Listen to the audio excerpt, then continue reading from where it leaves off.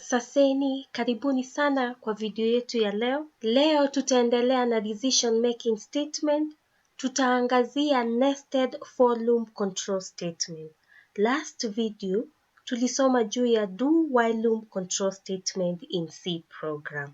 Tukisema nest inamaanisha putting inside, yaani kuweka ndani. Ukiwa na loop moja unaweka ingine ndani ya hiyo loop. Yaani hapa uko na loop umepewa, unafafanua hiyo loop ingine ndani ya hiyo loop. Nambari yoyote ya loop ama idadi yoyote ya loop inaweza fafanuliwa ndani ya loop ingine. Kwa hivyo ikiwa umepatiwa loop alafu uko na loop zingine kama 3, 4, 5, unaweza ziweka tu ndani ya hiyo loop moja. Yaani you can define any number of loop inside a loop. Kuna aina tofauti ya loops. Tutaanza na ya kwanza ni nested while loop, ya pili ni nested do while loop, ya tatu ni nested for loop. Katika nesting unaweza mix hizo type venye unataka. Unaweza chukua for loop uweke ndani ya while loop ama while loop uweke ndani ya do while loop. You can mix them the way you want. Si ati imewekwa yaani ukiweka while loop lazima unest another while loop. No, you can nest anyhow. Yaani unaweza changanya hizo loops venye unataka. Katika for loop tutaanza na syntax. Unaanza for, then initialization, then condition, then increment stroke decrement. Kwa hivyo hapa unaanza na initialization. Ukimaliza initialization unaenda kwa condition. Unaangalia kama ile condition ni ukweli ama ni uongo. So you check whether the condition is true or false. If the condition is true, unaingia kwa ile for loop iko ndani. Sawa, tumetoka nje, tumetoka kwa outer loop, tumeingia kwa inner loop, inner for loop. Unakuja hapo unasema for initialization, unaangalia condition. Ikiwa hii condition ni ukweli ama ni uongo. Ikiwa ni ukweli, una print ile statement iko kwa inner loop. Hii statement hapa una print hii statement iko kwa inner loop.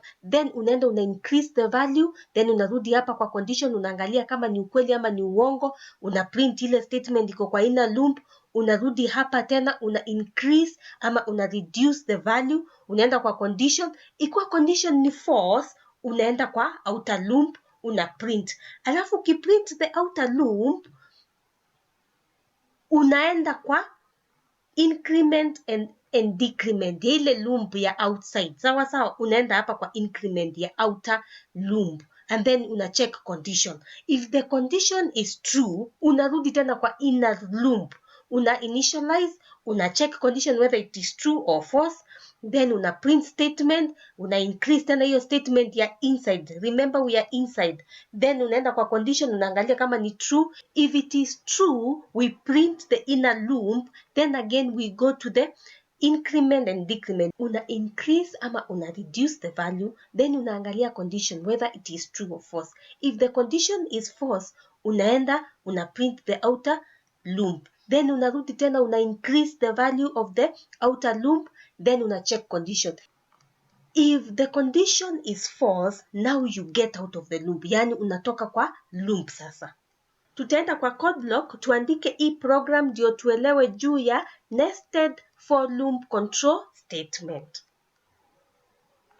Katika code block tunaanza na initialization. So tunaanza na int space I, j semicolon.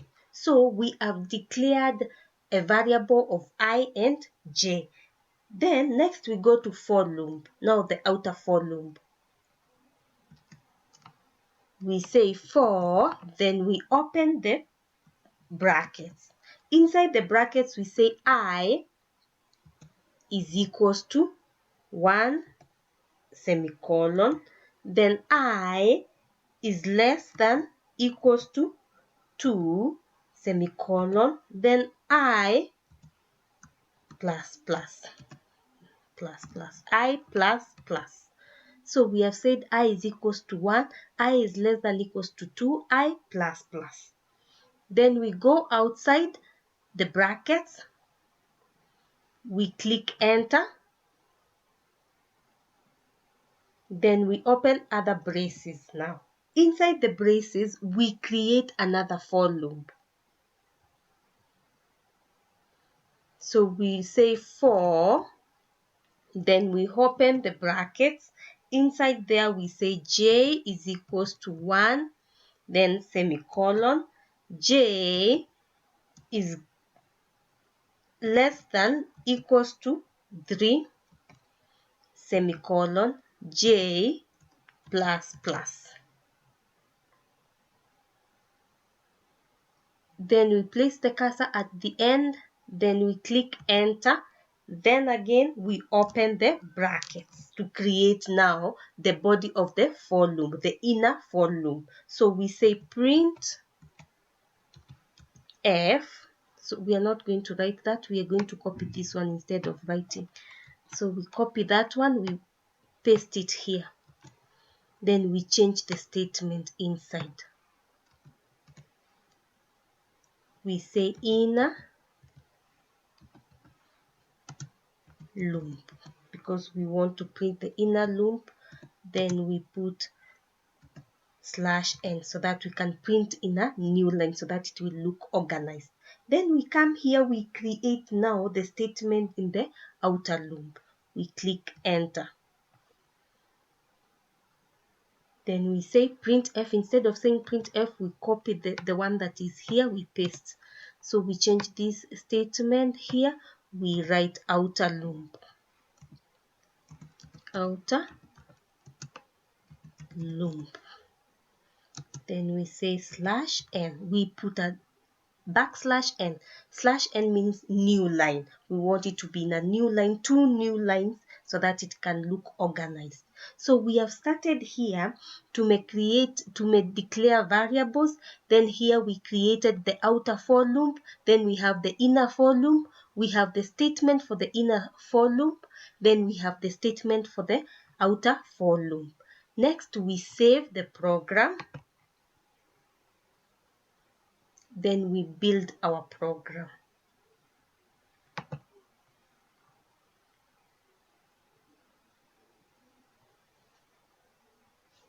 We have 0 errors and 0 warning. Next, we run the program.